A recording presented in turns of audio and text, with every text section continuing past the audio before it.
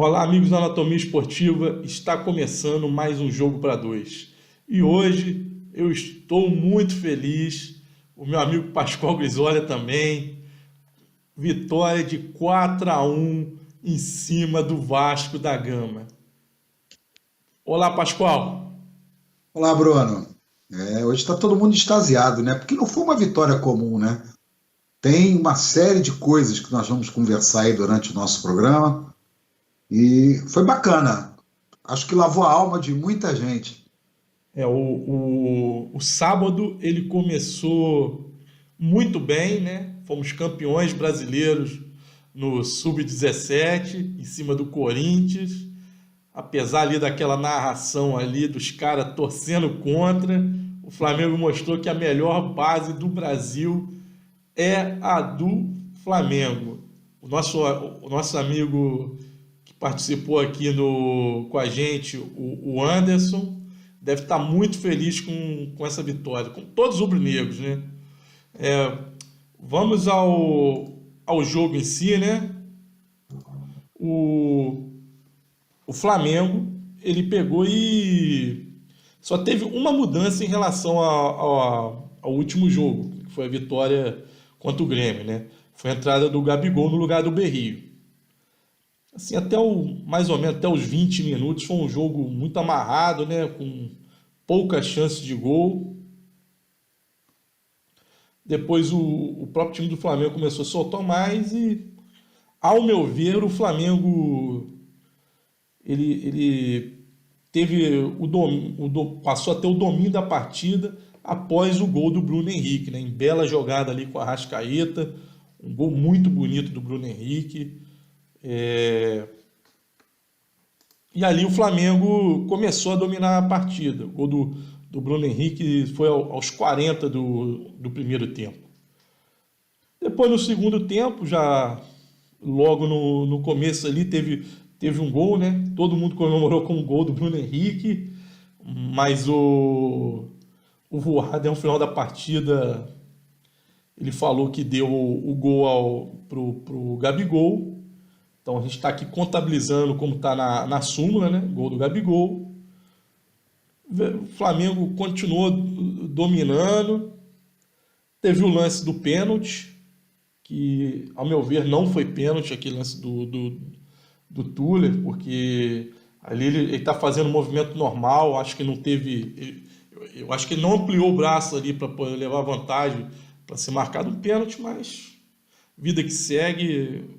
Apesar do VAR ter atuado errado, eu acho que a única coisa que parabéns foi a forma que foi rápida nesse jogo, né?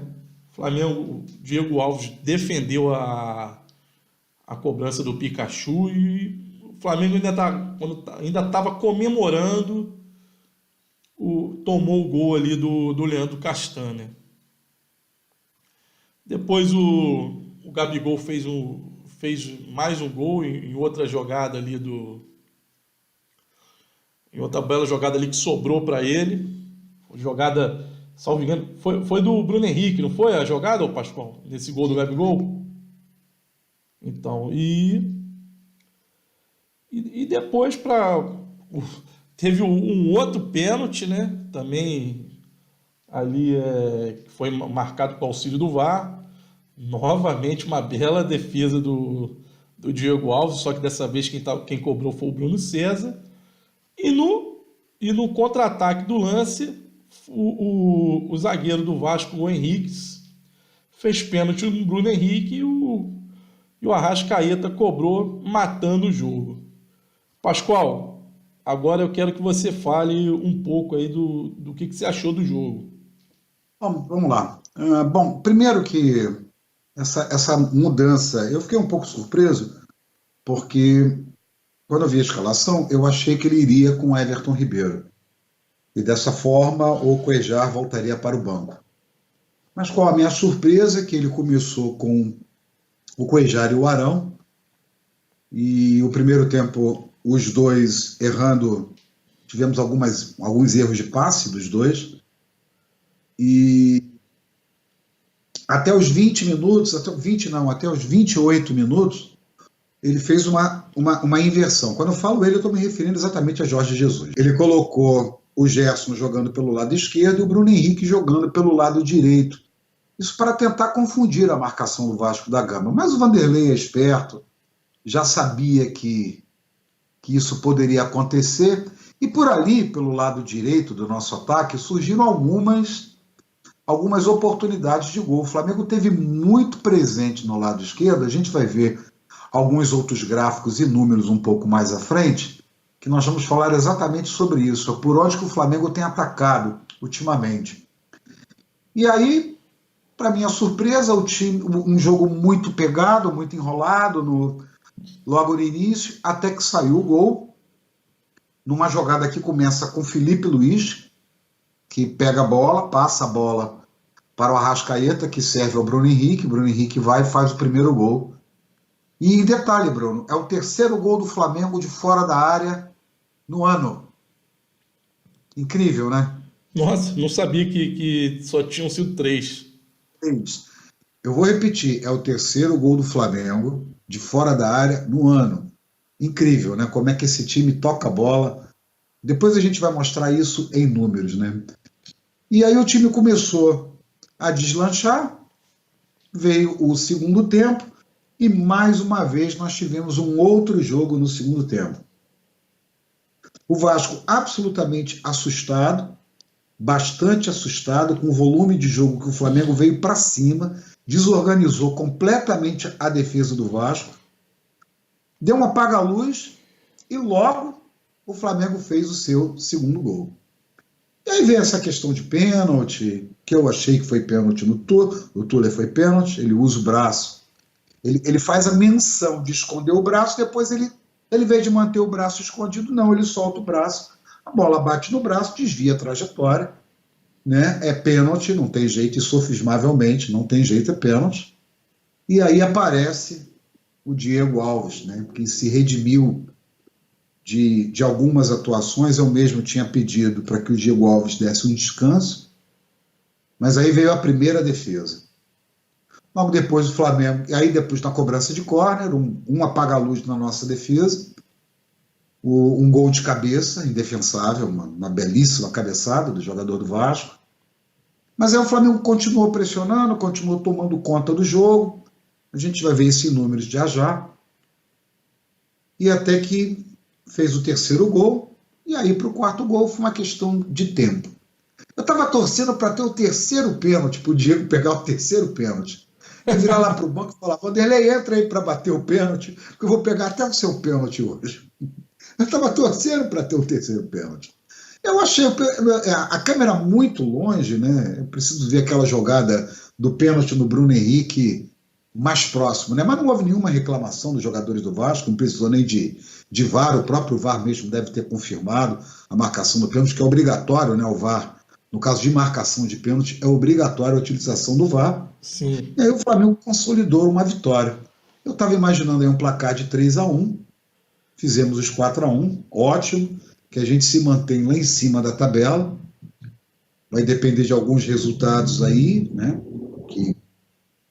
que vai melhorar bastante a nossa posição, e estamos a caça nesse segundo turno.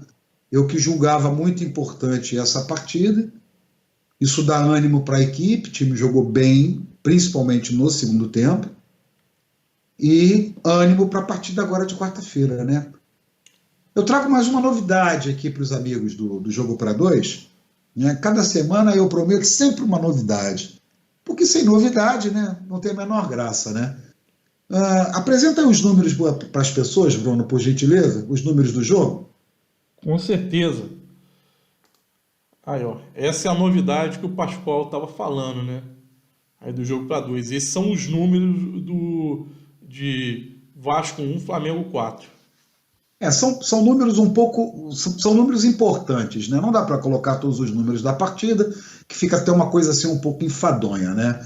Mas é uma coisa interessante. Vamos começar lá na parte de cima, a questão dos cruzamentos, né? O Flamengo teve 16 cruzamentos, sendo que 6 cruzamentos foram certos.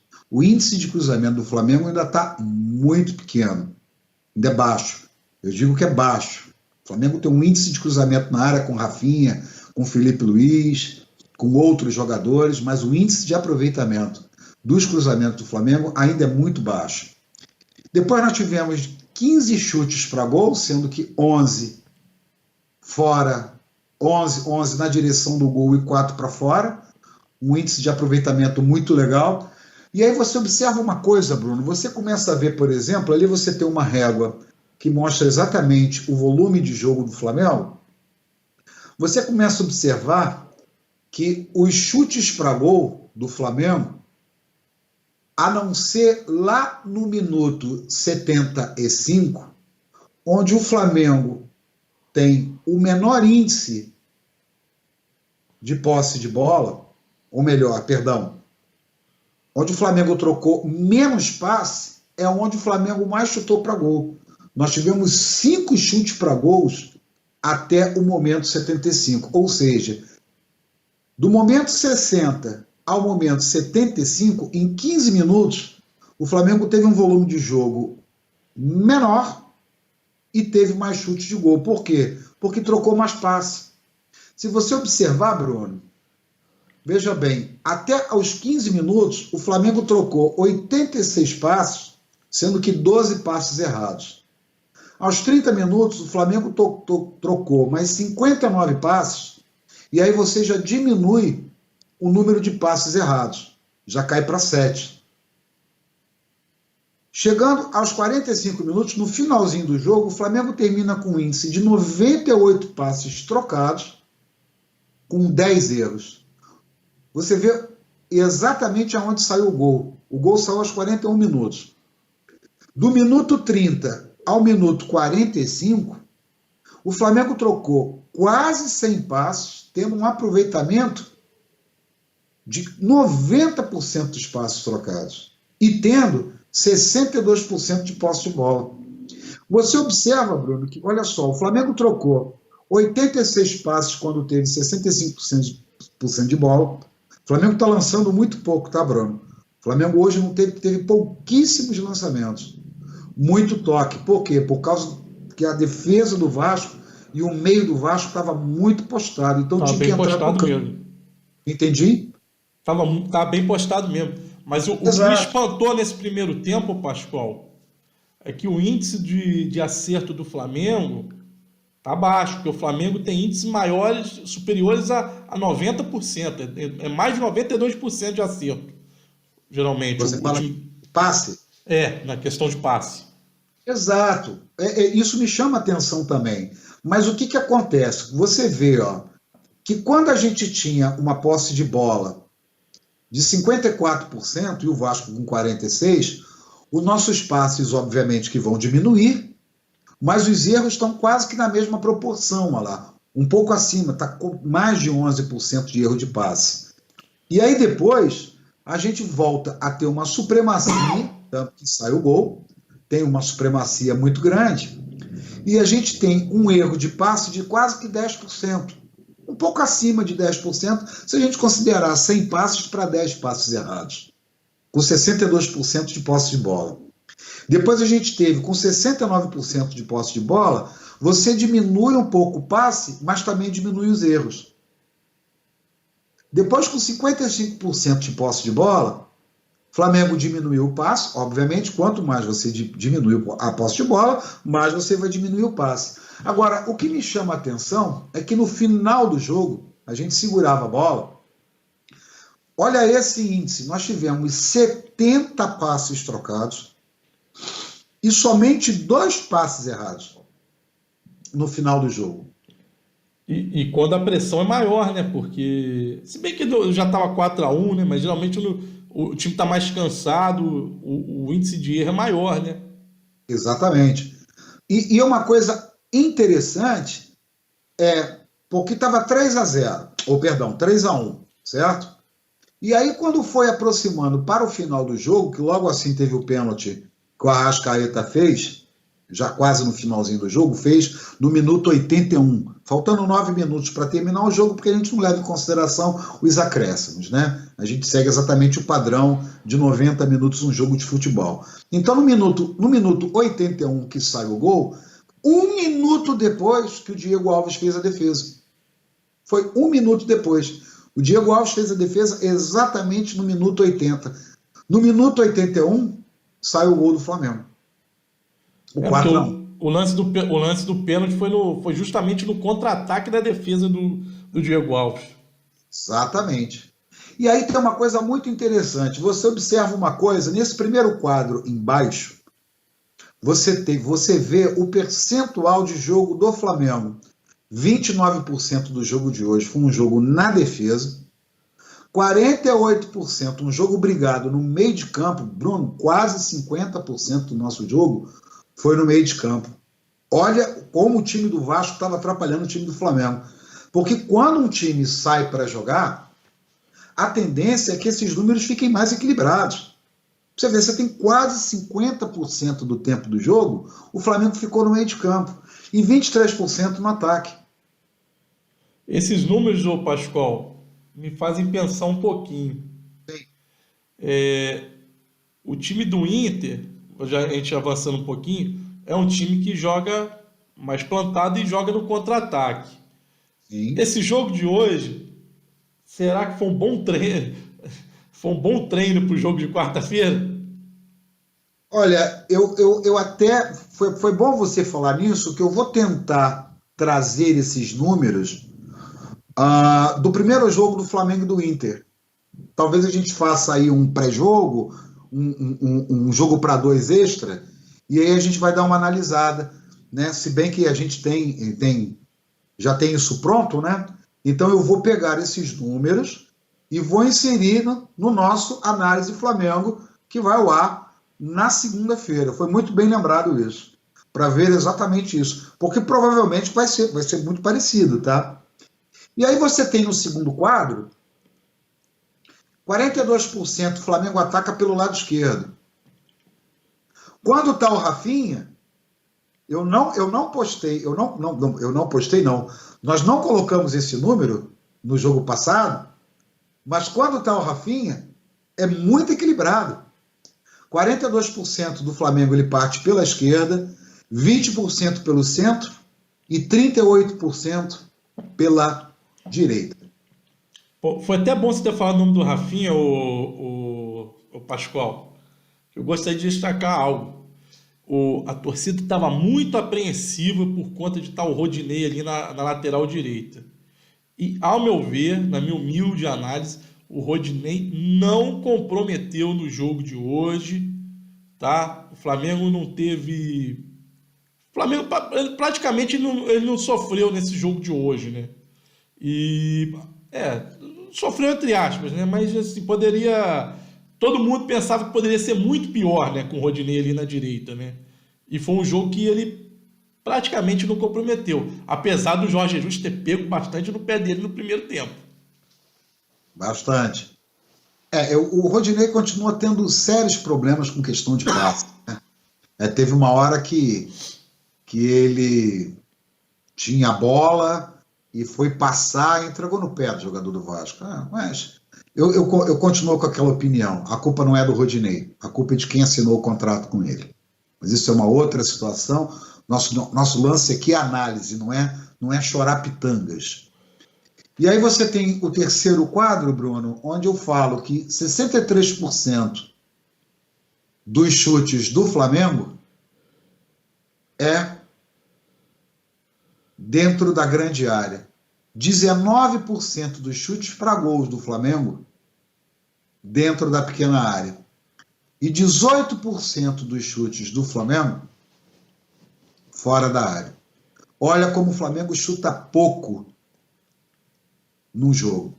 E assim, se você vê os números fora da área, isso explica porque só foi o terceiro gol fora da área do ano, né?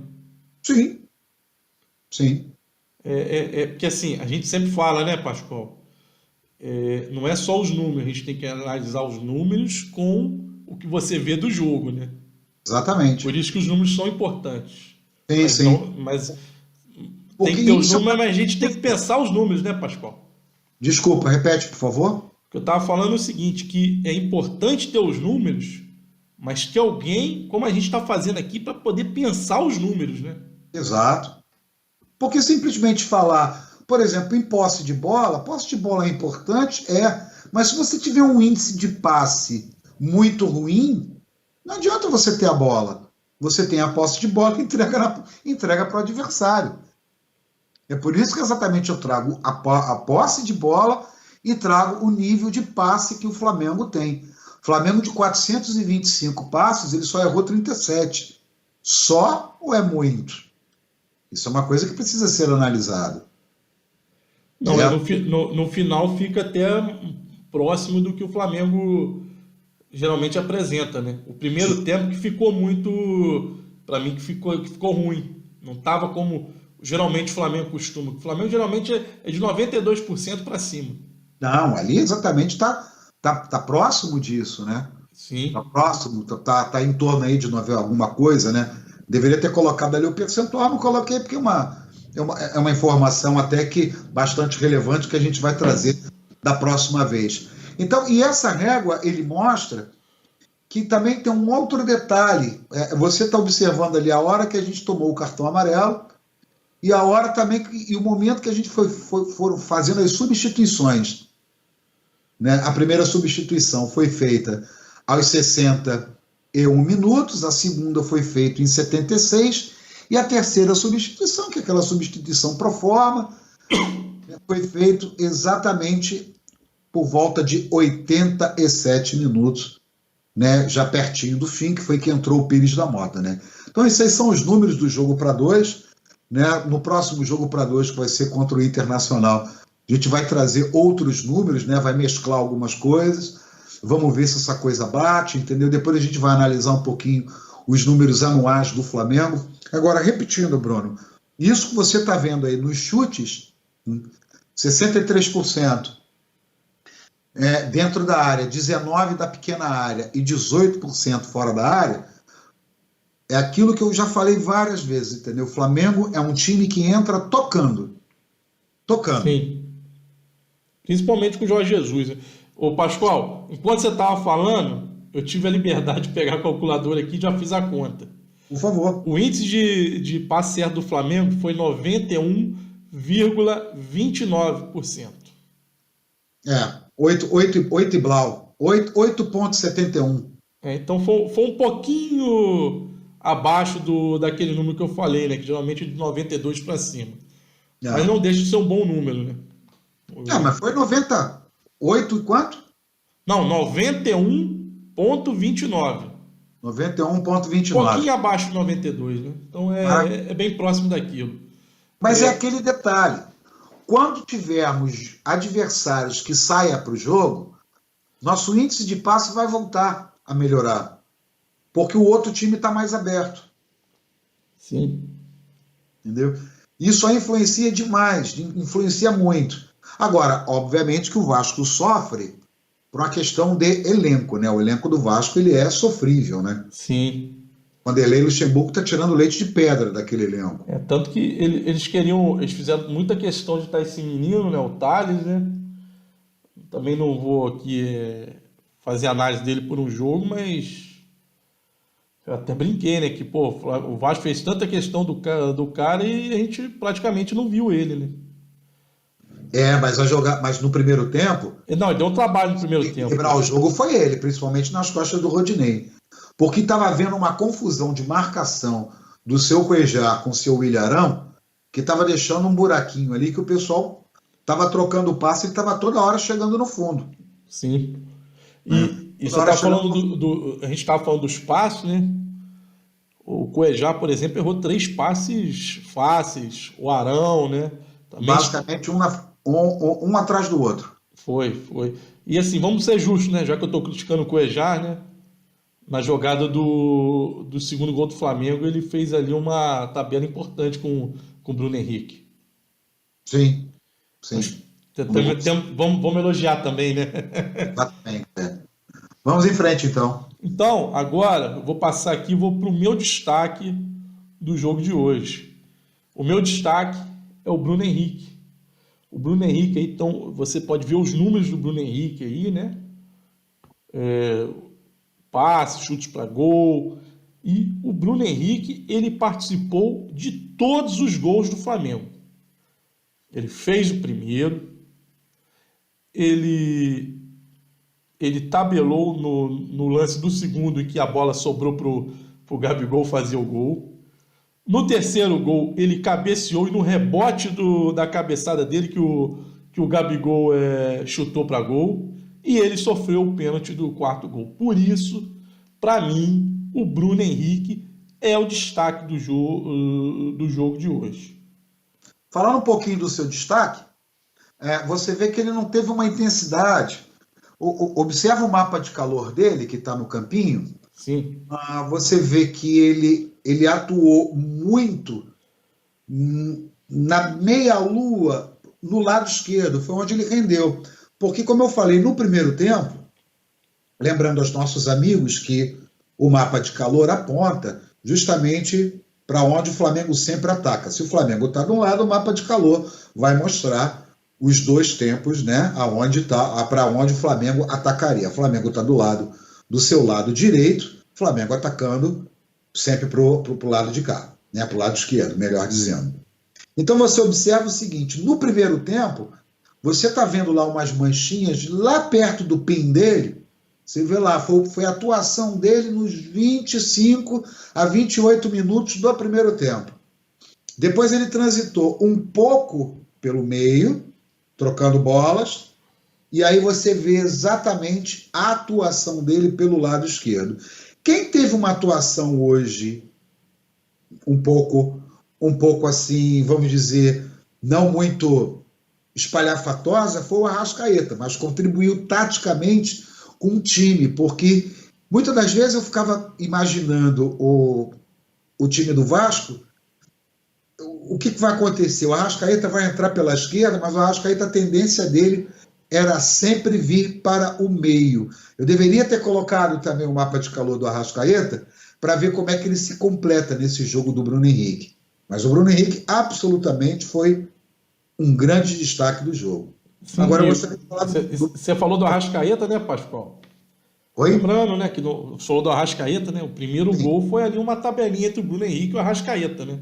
Sim. E... Começou com o Felipe Luiz, que teve uma atuação também muito sóbria. Nós temos que destacar, né, que o primeiro jogo que ele atua os 90 minutos e aquilo que a gente falou, né? A tendência é só melhorando, né? Como aconteceu com o Rafinha, né? E agora vamos ao Por exemplo, antes de você ir para o meu destaque, sim. deixa eu só destacar alguns números dele aqui. Ó. Você vê, por exemplo, ele teve de 21 passes, ele errou apenas 2. Chute a gol, os 4 que ele chutou foi em direção ao gol. Tá? Não está levando em consideração os gols, não. Tá? Assistência para gol, ele não teve nenhuma. Assistência para finalização, ele teve uma.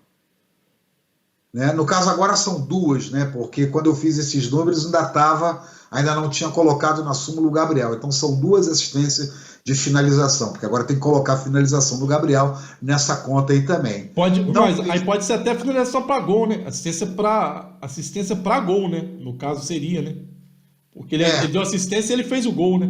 Exatamente, a assistência de gol, no caso ali está zerado, mas na verdade é 1.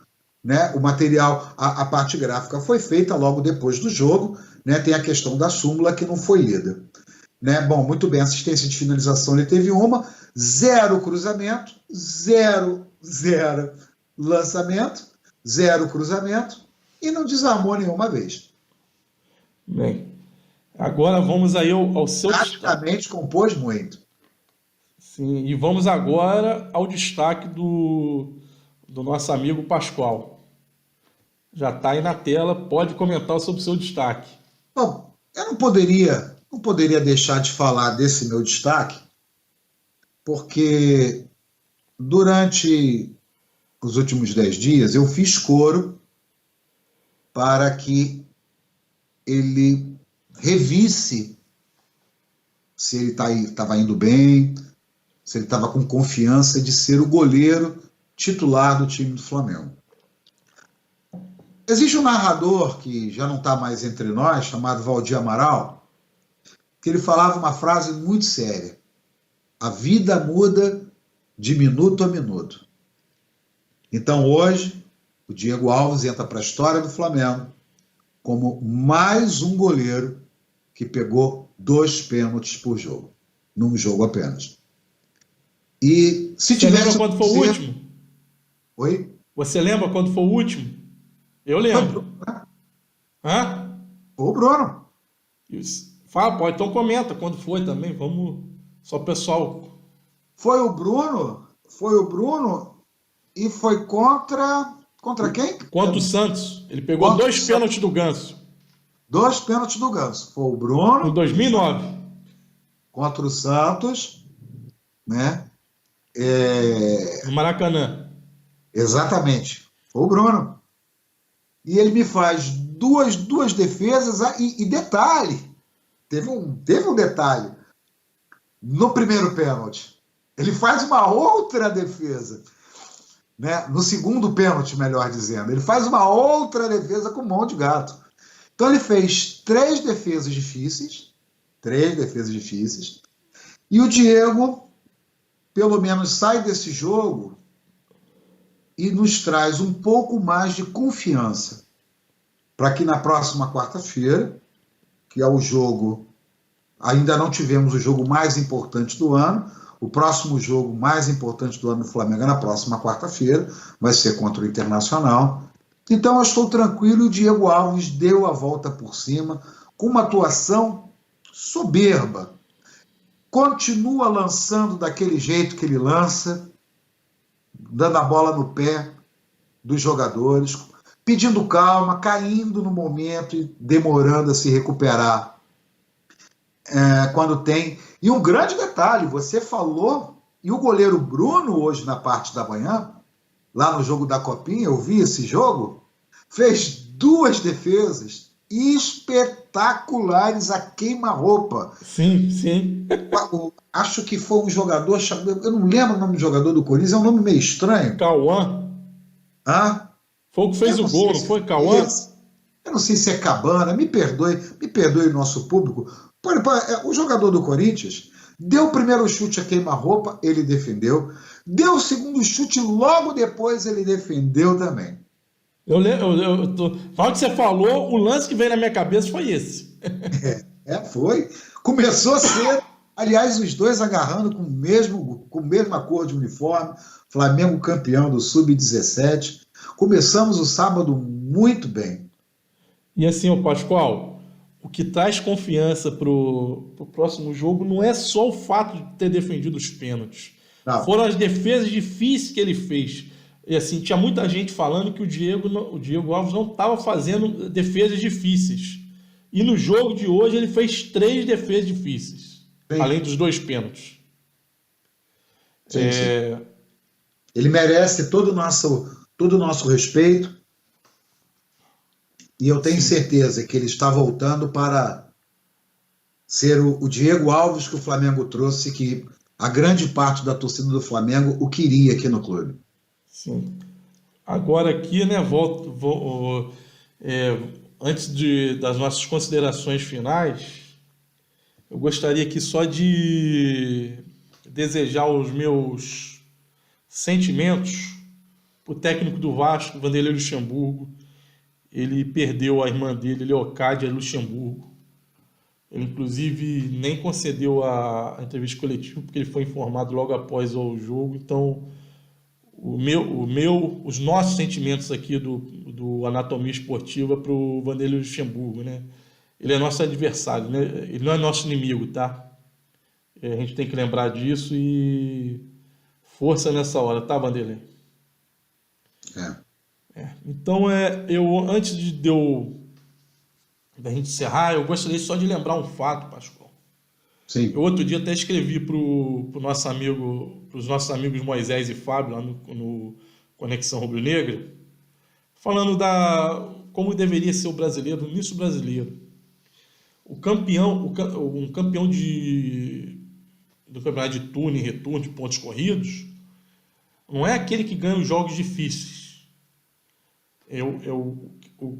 Quem é campeão é aquele que perde menos jogos fáceis. Só para vocês terem ideia, o Flamengo perdeu 5 pontos em jogos fáceis. 2 pontos no empate contra o Fluminense e 3 pontos para o Bahia.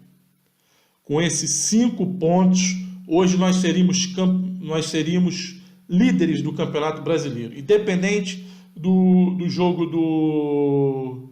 do Santos amanhã, pois nós estaríamos com 35 pontos, com 11 vitórias, seria o mesmo número de vitórias, mas nós temos um saldo melhor que o do Santos. Então nós seríamos, hoje, nós seríamos os líderes do Campeonato Brasileiro. Então o Flamengo agora ele vai ter que recuperar esses 5 pontos em jogos contra os times que estão brigando lá na parte de cima. Liderança, Libertadores, é aí que o Flamengo vai ter que recuperar. Entendeu? Então é porque é importante, não é menosprezar, eu não estou menosprezando o Vasco, mas o Flamengo hoje tinha ganhado do Vasco.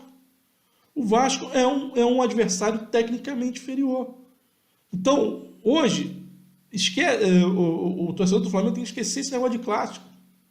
Não tem clássico, esse negócio que não tem favorito. Tem favorito, sim. Em todos os clássicos nesse Campeonato Brasileiro, o Flamengo é favorito. E ele tem a obrigação de ganhar se ele quer ser campeão brasileiro. Tá? O Pascoal estava falando aí que dessa vitória foi importante. O jogo do Grêmio e Palmeiras foi 1-1. Nós não vamos perder, pelo menos nessa rodada, nós estamos garantidos na segunda posição. Ainda vai ter o jogo do Santos.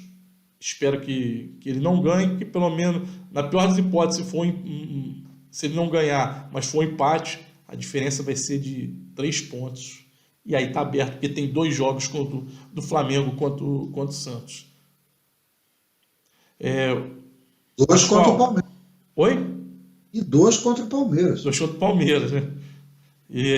Pascoal, suas palavras finais. Queria agradecer a todos vocês que estão nos assistindo. Agora é minha vez. Peço a você, gentilmente, para que se inscreva no nosso canal, você que não é inscrito, e que se gostou da nossa apresentação, dessa nova forma da gente analisar os jogos do Flamengo no nosso pós-jogo, que você deixe aí o seu like, deixe sua crítica também nos comentários, se você não gostou de alguma coisa. É muito importante que você coloque a sua opinião. Nós fazemos isso exatamente para você, não é para nós dois. A gente apenas está aqui trabalhando por você para mostrar alguma coisa, para tentar trazer um pouco mais de informação, que esse é o trabalho da Anatomia Esportiva. Como vocês sabem, a base desse nosso trabalho são os bastidores do esporte. Então a gente tenta trazer de uma forma diferente, falando do nosso querido Flamengo. E assim a gente vai sempre caminhar, sempre trazendo novidade, de uma forma bem devagar, bem tranquila, bem transparente para você, mas desejando que você fale para as pessoas que a gente fala de Flamengo de uma forma um pouco diferente. Igualzinho o Salgueiro, nem melhor e nem pior do que ninguém. Apenas a gente fala de Flamengo de uma forma um pouco diferente. Uma vez Flamengo, até a próxima. Fiquem todos com o meu abraço. Até mais. E estou encerrando aqui o jogo para 2. O Pascoal já fez o papel chato que geralmente eu faço. Espero que o Flamengo continue no rumo das vitórias. Compartilhe esse vídeo aí, se vocês gostaram. Compartilhe o vídeo com seus amigos. Saudações rubro-negras.